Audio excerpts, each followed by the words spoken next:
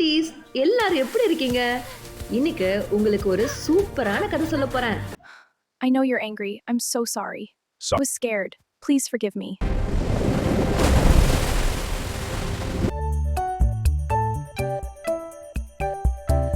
ஒரு காலத்துல ஒரு பெரிய அடர்ந்த காடு இருந்துச்சாம். அந்த காட்டுல சிங்கம் ஒண்ணு வாழ்ந்து வந்துச்சு. அந்த சிங்கம் பார்க்கிறதுக்கு ரொம்ப கம்பீரமா இருந்தாலும் அதுக்கு ரொம்ப திமிர் அதிகம். யாராவது அமைதியா தூங்கிட்டு இருந்தா கூட அங்க போய் ஒரு பெரிய சத்தம் போடுமா.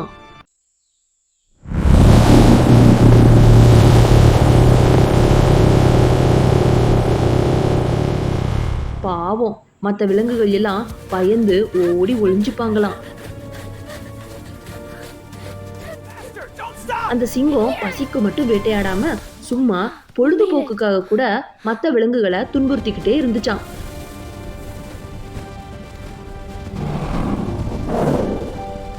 இதனால காட்டுல இருந்த எல்லா விலங்குகளும் ரொம்ப கவலையா இருந்தாங்க.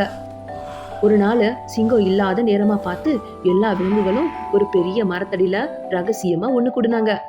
யானை சொல்லிச்சான், நண்பர்களே, இப்படியே போனா அந்த சிங்கம் நம்ம எல்லாரையும் ஒரு நாள் ஒண்ணுமே இல்லாம பண்ணிடும். நாம ஏதாவது செஞ்சே ஆகணும் அப்படின்னு யானை சொல்லிச்சான். அப்போ அங்க இருந்த ஒரு குட்டி முயல் மெதுவா முன்னாடி வந்துச்சு. நண்பர்களே, கவலைப்படாதீங்க, என்கிட்ட ஒரு சூப்பர் பிளான் இருக்கு அப்படின்னு சொல்லிச்சான்.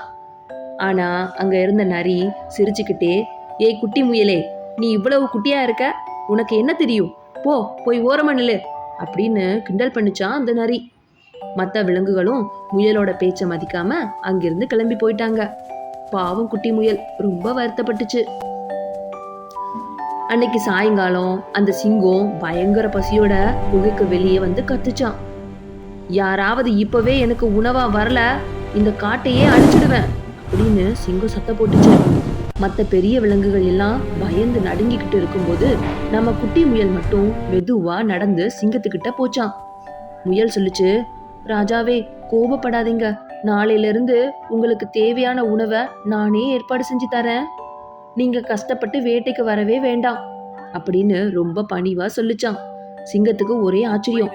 சரி, நாளைக்கு நீ சாப்பாடு எடுத்துட்டு வரல, உன்னையே நான் சாப்பிடுவேன் அப்படின்னு மிரட்டி அனுப்பிடுச்சான்.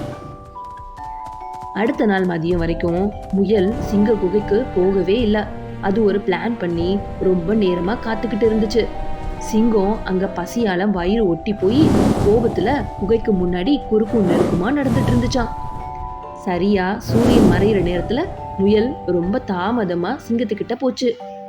சிங்கம் சொல்லுச்சு, ஏய் முயலே, ஏன் இவ்வளவு லேட்டு, இப்பவே உன்னை கொண்டுட போறேன் பாரு அப்படின்னு சிங்கம் ரொம்ப ஆக்ரோஷமா கத்துச்சான். முயல் சொல்லுச்சு, ஐயோ ராஜாவே, என்னை மன்னிச்சுடுங்க, நான் வரும்போது வழியில ஒரு பெரிய கிணத்துக்கிட்ட உங்களை விட பெரிய சிங்கத்தை பார்த்தேன். அதுதான் என்னை தடுத்து நிறுத்திடுச்சு. அதுதான் இந்த காட்டுக்கே ராஜாவாம். உங்களை ரொம்ப கேவலமா பேசிச்சு ராஜாவே அப்படின்னு இந்த முயல் சொல்லிச்சான். இதை கேட்ட உடனே சிங்கத்துக்கு கோபம் தலைக்கேறிடுச்சு. என்ன விட பெரியவனா, அவனை இப்பவே கவனிச்சுக்கிறேன், எங்க அவன் காட்டு அப்படின்னு கத்துச்சான் அந்த சிங்கம். முயல் சிங்கத்தை ஒரு பழைய கிணத்துக்கிட்ட கூட்டிட்டு போயிடுச்சு. ராஜாவே, இதோ இந்த கிணத்துக்குள்ளதான் அவன் ஒளிஞ்சிருக்கான், எட்டி பாருங்க அப்படின்னு முயல் சொன்னதும் சிங்கம் கிணத்துக்குள்ள எட்டி பார்த்துச்சு. தண்ணியில சிங்கத்தோட முகம் பிரதிபலிச்சது. ஆனா இந்த முட்டா சிங்கம் அது வேற ஒரு சிங்கம்னு நினைச்சுக்கிட்டு ஒரு பெரிய சத்தம் போட்டுச்சு பாருங்க.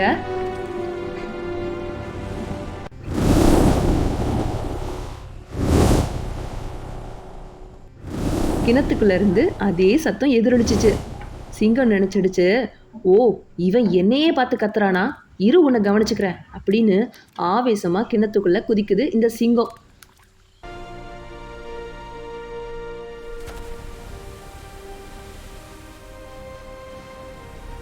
அவ்வளவுதான், இந்த முட்டா சிங்கம் கிணத்துக்குள்ளே மாட்டிடுச்சு.